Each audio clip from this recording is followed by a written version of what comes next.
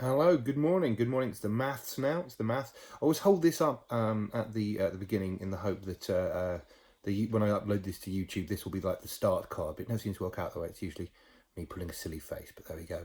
So yes, so maths today. We are moving on to solid 3D shapes now.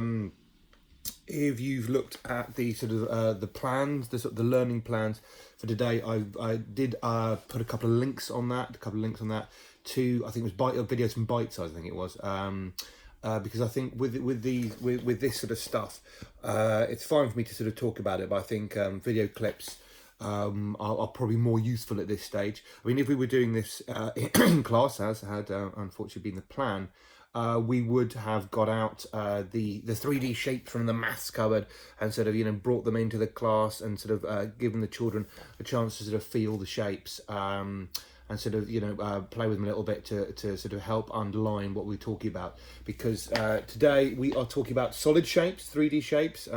Maybe tomorrow I'll bring up what a 4D shape is. Solid shapes have edges, vertices, and faces. Now, this is the kind of thing that is just quite a lot easier to explain if you're holding a shape. So they've got vertices at the corners and then edge and face. Now, the way I'd explain it, if I was sort of teaching this, is I'd go with the face first. The face is effectively the sort of the 2D shape, or 2D shapes that make up the 3D shape. So in the top bit here, we've got this cube here, and so all the cube's faces are made out of squares. They're made out of squares.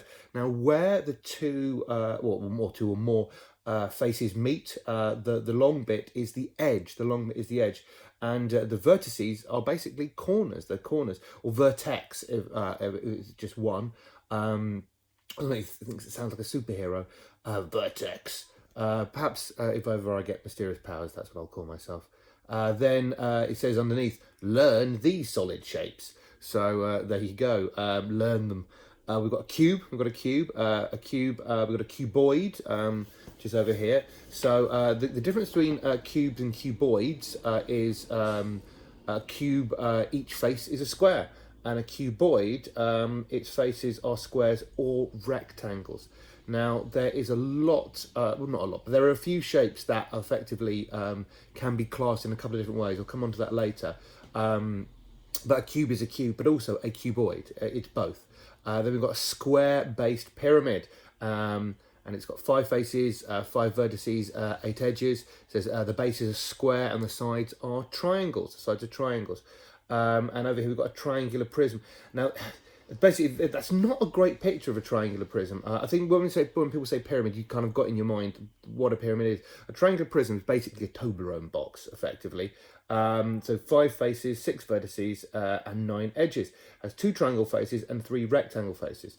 So and again, when we would sort of be doing all these, the children would have these shapes in front of them. They'd be sort of picking them up, playing with them, and often these shapes are sort of wiped clean. So what I'd do is I'd probably get out a sort of their board pens, their sort of felt type pens, and actually get them to sort of dot each face as they count it, or sort of make a mark on the vertices, the corners, because that way often, especially with some shapes, you just end up spinning them round and round and counting them more times than you need. So it's sort of dot there, and you can make sure you've counted them the right way.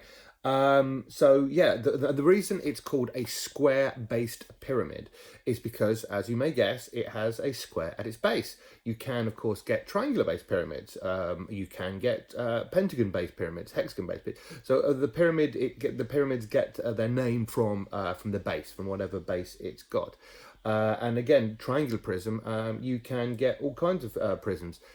Triangle, a square. A square-based prism, as some of you may have already worked out, is in fact a cuboid.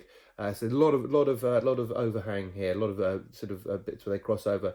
A sort of pentagon prism, a hexagonal prism, octagonal prism, all of those. So the prism and the pyramids, they get their names from the sort of the 2D shape that sort of creates it. Because with a square-based pyramid, you're always going to have the sort of 2D shape that gives it its name at the bottom, and then the rest are going to be triangles. And same for the prism. You're going to have a 2D shape, one on each end, and then the rest of the prism is going to be made out of sort of rectangles or squares. Again, all this sort of saying out loud does sound a bit, for some anyway, can sound a bit confusing. But if you're actually holding the shape and sort of moving it around in your hand, a lot of this makes a lot more sense. And then, see, this is where it starts to get a bit trickier, I suppose. Some solid shapes have curves. Make sure you learn these two. A cylinder, no vertices. Cylinders have no vertices. Two edges. Because in terms of kind of like what the 2D shape at the top and bottom of the cylinder, the circle, is obvious, but what is the shape that goes around it? If you're going to sort of cut this out and make it, what would you make it into or from?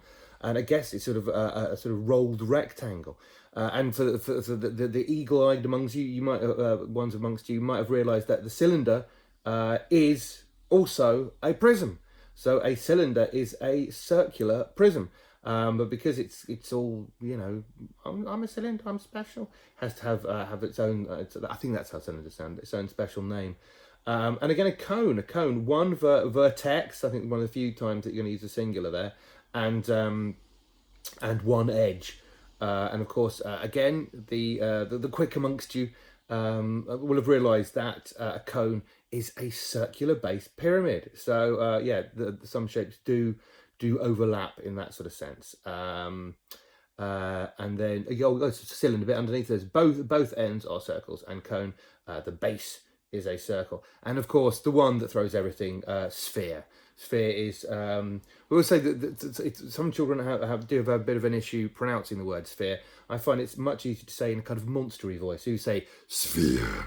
It's much easier to say for some reason. Try it at home. No vertices, no edges. Yeah, it's a crazy one. So yeah, so solid 3D shapes. So have a crack at the answering some of these in a minute. So draw a ring around the pyramid. And then sort of name these 3D shapes, write them out. The answers for those, the correct spellings are going to be on the first page. And then this is the bit. Write down how many faces, vertices, and edges these shapes have. Now at this point, I mean, if you're lucky, you may have something that is a rough approximation of these. In your house. If you do, then maybe get them out and sort of physically hold them and count them as you do. Yeah, and then sort of faces, vertices, and edges. Like as I was saying, if we're doing these class, we'd have ones that the children could kind of mark on with their pens, and then yeah, rub off afterwards. So yeah, so have a crack at that, and I will be back in a short while with the answers and the challenge.